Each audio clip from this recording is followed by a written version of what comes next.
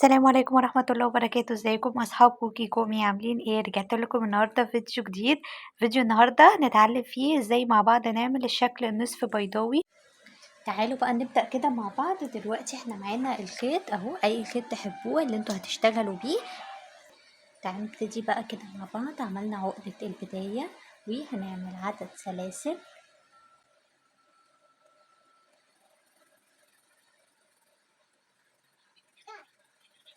بالشكل ده كده. مهم قوي نبقى عارفين ان الشكل النص بيضاوي بيختلف عن البيضاوي، ان هو بيكبر من العرض ضعف ما بيكبر من الطول. الشكل البيضاوي بيكبر من العرض زي ما بيكبر من الطول، بس الشكل النصف بيضاوي لا، بيكبر من العرض ضعف ما بيكبر من الطول. كده عملنا اهو عدد سلاسل هنبتدينا بيها. هاجي هنا هدخل في الغرزة رقم 2 واشتغل غرزة حشو سطر كامل من غرز الحشو لحد ما اوصل للغرزة الأخيرة. هنا هشتغلها وارجع لكم تاني. دلوقتي كده رجعت لكم بعد ما خلصنا السطر اهو. نيجي هنا ده اللي قدامنا اهي اخر غرزة هنا اهي، هدخل فيها كده بالشكل ده وهشتغل فيها 3 غرز. ادي كده واحد. اهم حاجة هنعلمها، ابسط حاجة لو عندك ماركر هتعلمي بيه علمي، ما عندكيش ماركر ممكن تستخدمي الدبوس المشبك العادي كده. هعلم اول غرزة اشتغلتها في 3 غرز اهو، وهعمل كمان واحدة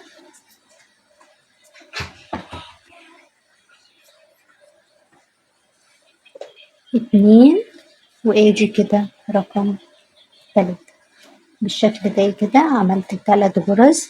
دلوقتي انا هبدأ اشتغل في الجزء التاني اللي هو هنا. يعني اشتغلنا على حرف السلسلة من الناحية دي، هنشتغل قصاد كل غرزة حشو هنا هنشتغل قصادها واحدة كمان من هنا، يعني هنشتغل على الحرف التاني ده. تعالوا كده نكمل مع بعض اهي. غرزة الحشو دي اهي، وقصادها بصوا اهي حرف السلسلة التاني اهي. انا هدخل فيه كده وهشتغل كمان غرزة حشو بالشكل ده لحد ما اوصل للنهاية. اهم حاجة بس نسيت هنعلم الغرزة التانية رقم 3 اللي هي هنا. يعني عملنا 1 2 3، هنعلم الغرزة رقم 3. 1 2 3 هنعلم بالشكل ده.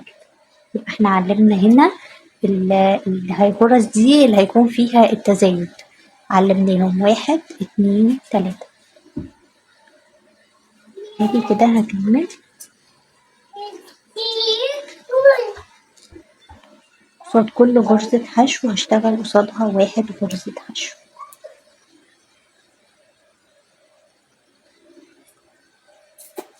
هكمل للنهاية لحد ما اوصل لآخر غرزة قصادي هنا وهرجع لكم تاني. رجعت لكم تاني اهو وعملت كل الغرز ما عدا آخر غرزة قصادنا اهي. طيب يا كوكي انا حد مبتدئ وكده ممكن نتلخبط في غرز البداية ويعني النهاية هنا ممكن معرفهاش وكده. في حلين، اعد الغرز. انا معايا هنا اهو 1 اهي اول غرزة اهي 1 2 3 4 5 6 7 8 9 10 11 12 اللي هي قبل العلامة على طول. هنا 1 2 3 4 5 6 7 8 9 10 11، وادي الغرزة الأخيرة اللي هنشتغلها اهي 12. كده أنا الغرز اللي عندي هتكون ثابتة في كل سطر 12 غرزة. كل سطر هيكون ثابت معايا أول 12 غرزة وبعديهم التزايد وبعديهم 12 غرزة. طيب في حل تاني إن أنا أجيب دبوس وأعلم الغرزة الأولى والأخيرة. الاتنين كويسين والغرزة الأخيرة بتكون باينة اهي، لأنها لو قفلت كده السطر هتبقى فيه ناحية أعلى من ناحية. تعالوا بقى نشتغل مع بعض كده الغرزة الأخيرة.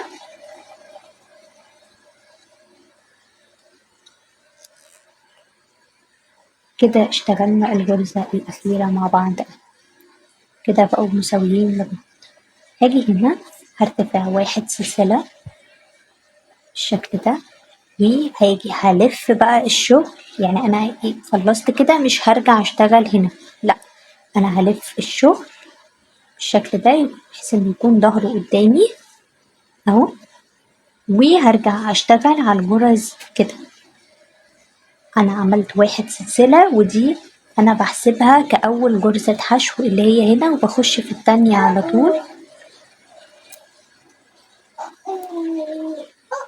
اكمل اشتغل 12 غرزة دول لحد ما اوصل لاول علامة عندي اهي، هخلصها وهشتغل يعني هوصل عندها وهرجع لكم تاني. رجعت لكم تاني كده اهو، عملت الغرز اللي معايا هنا. طبعا لازم تتأكدي ان العدد يكون ثابت معاكي نفس بتاع الدور اللي فات، يعني انا كان عندي الدور اللي فات 12، فدول طلعوا معايا 12 غرزة. لازم اتأكد ان انا مش سايبة ولا غرزة، يبقوا دول 12 بالارتفاع 1 سلسلة عشان انا حاسبة. هاجي كده هنا وصلت عند العلامة الأولى أهو، هشيل الدبوس أهو، هاجي هنا في الغرزة الأولى دي هعمل 2 غرزة حشو، ادي كده 1 وادي كده 2 بالشكل ده. هعلم أول غرزة في الاتنين اللي أنا عملته، يعني عملت 1 2 هعلم الغرزة الأولى هنا عشان دي هتكون برضو بداية التزايد بتاع السطر الجديد. وهاجي على الغرزة اللي بعديها اهي، تاني غرزة هعمل فيها برضو 2 غرزة حشو اهو،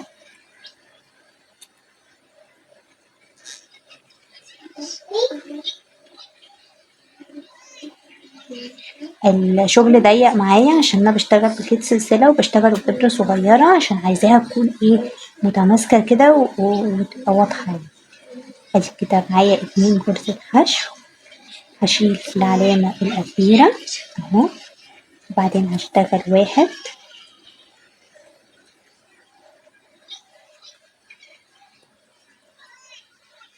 2 غرزة حشو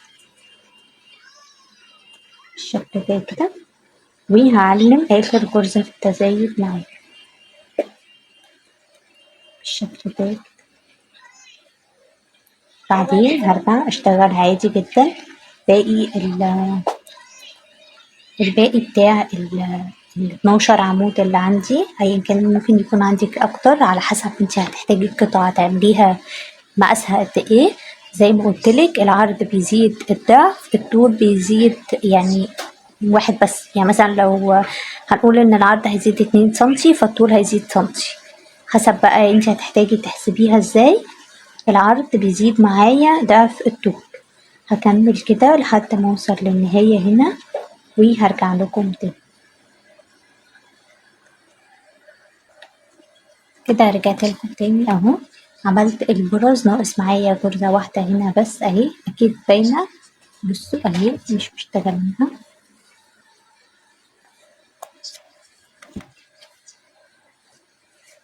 بالشكل ده كده. بصوا بقى بعد ما بنشتغلها بنلاقي بقت القطعة بقت مستقيمة من هنا، ودول كده كانوا معانا 3 دلوقتي بقوا معانا 6، 1 2 3 4 5 والغرزة اللي فيها الدبوس رقم 6. دلوقتي عايزة يعني هقول لكم حاجة. لو أنا عايزة بصوا كده دلوقتي عايزة أوريكم حاجة مهمة أوي. أنا هنا بعد ما بخلص أول سطرين لازم قبل ما تشتغلي وتبقي مش عارفة الحسبة مظبوطة أو مش مظبوطة، هاجي هنا هتقيسي العرض والطول اللي معاكي. مثلا لو العرض كده أهو معايا 4 سنتي تمام، أنا كان العرض في البداية معايا أهو 2 سنتي، شايفين أهي كان العرض معايا 2 سنتي، يعني أنا السطر معايا هيزود لي 2 سنتي، وفي الطول السطر بيزود معايا 1 سنتي. يبقى أنا كده زي برضو ما قلتلك في الأول العرض بيزيد ضعف الطول. من هنا هبدأ أحسب أنا عايزة الشنطة كام في العرض وكام في الطول، يبقى يعني ايه، يبقى انا هبتدي بكام سلسلة طول، يبقى عشان العرض هيزيد معايا الضعف. مهم قوي ابدا احسبها من وهي صغيرة كده قبل ما اشتغل كتير وفي الاخر الاقي الطول اكتر من العرض او العرض كبر جدا ولسه انا موصلتش للطول اللي انا عايزاه. هحسب كده مثلا، انا معايا دلوقتي الطول اهو 10 سنتي، الطول 10 سنتي والعرض 4 سنتي. احسبها بقى، ابدأ دلوقتي كده احسبها. انا عايزة الطول يبقى قد ايه، كل سطر بيزيد لي سنتي، يعني لو اشتغلت على دول 10 سطور تاني هيبقوا معايا الطول 20 سنتي تقريبا اهو. ولو اشتغلت 10 سطور في العرض السطر بيزيد 2 سنتي، هتبقى معايا 24 سنتي عرض و20 سنتي طول. تمام كده. يا رب أكون قدرت أشرحها لكم بطريقة سهلة. مهمة أوي الحسبة دي، مش كتير الناس بتشرحها على اليوتيوب، بس هي مهمة أوي. مش مهم ازاي بس أعرف الطريقة، بس لازم أعرف الطريقة والمقاسات هتزيد معايا ازاي. بعد ما هي عملنا كده، عايزة برضو أشرح لكم طريقة التزايد في اللي هي ايه النص دايرة دي. بتكون معايا من فوق اهو اهي، وبتكون من تحت واخدة شكل بيضاوي كده. تمام. أول سطر هنا احنا بنعمل 3 تزايد، 3. بعد ال3 دول السطر اللي بعديه في كل غرزة في دول أنا بعمل فيها 2 بالشكل دوت اهو. سوري أنا خطي صعب يعني، بس أكيد هتفهموا. ده السطر رقم هيكون 1 وده السطر رقم 2 اللي هنزود فيه دول. هنيجي للسطر 3، أنا عندي هنا في كل غرزة حشو عندي غرزتين. هعمل في الأولى واحدة اهي، هنطلع منها واحدة والتانية هنطلع منها 2. ده كده هيبقى في السطر رقم 3. تمام. ده في التزايد، سطر رقم 3 في التزايد.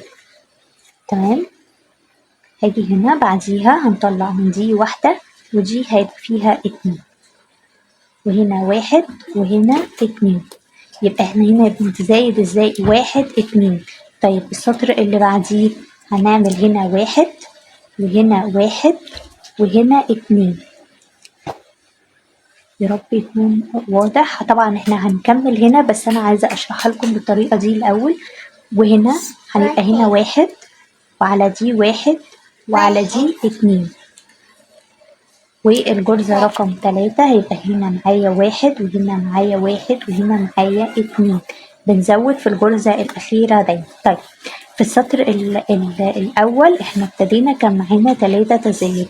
في السطر التاني هيبقى معانا 6 غرز. السطر اللي هو التالت اللي هو ده، ادي كده الأول هي 3 هيبقى معايا 9، وبعدين 4 هيبقى معايا كام 12. تمام كده اهو، 1 2 و2 4 5 6 7 8 9 10 11 12. يبقى احنا في كل دور بنزود 3 غرز بس. تمام كده. تعالوا بقى نكمل شرح ايه التزايد هنا. هاجي هنا بعد ما خلصت السطر هرتفع بواحد سلسلة وهلف القطع معايا كده اهو.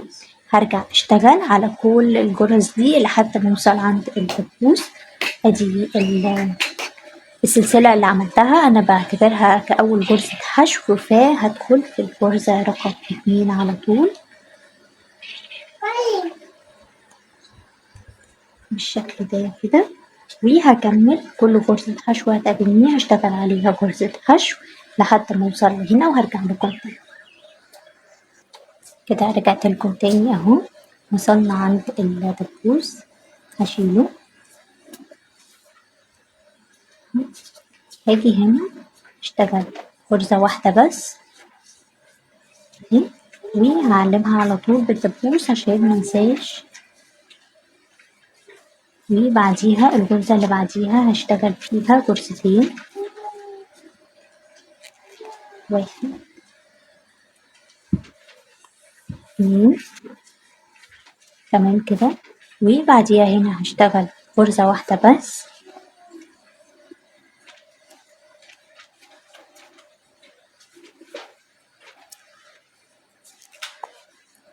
ودلوقتي اشتغل هنا غرزتين بالشكل ده، وهنا هشتغل غرزة واحدة بس،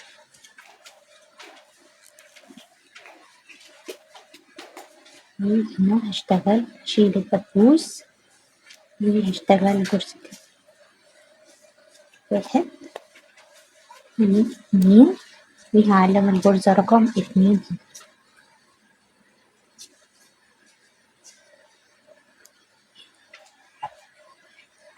وبعدين هرجع اشتغل عادي غرز حشو على الغرز اللي معايا هنا دي، هخلصهم وهرجع لكم تاني.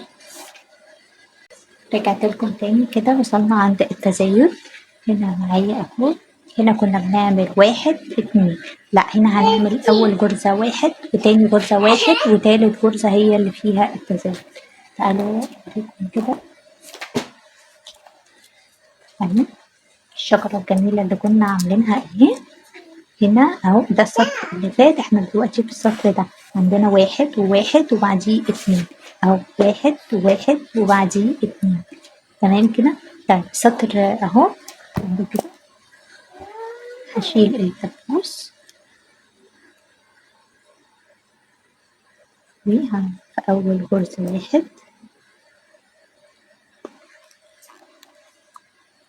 وتاني غرزة 1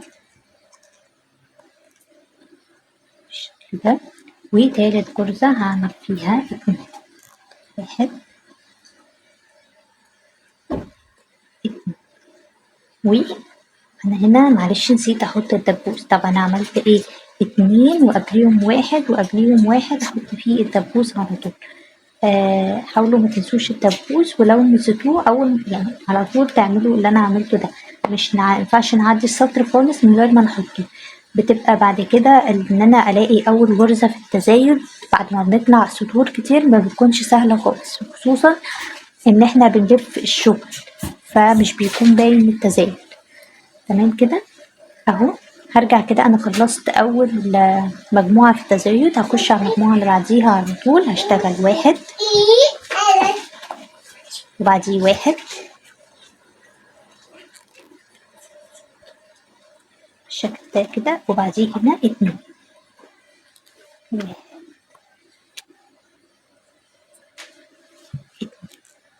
نفس المكان. هنا اخر مجموعة في التزايد معايا اهي، 1 اهو 1 اهو و2 مكان الدبوس. 1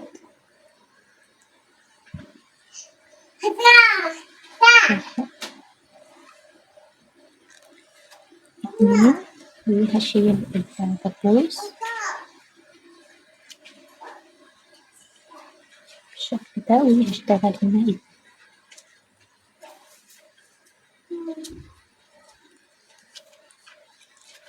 1 2 هرجع احط الدبوس على طول، مش بحطه في الغرزة الأولى، أنا بحطه في الغرزة التانية.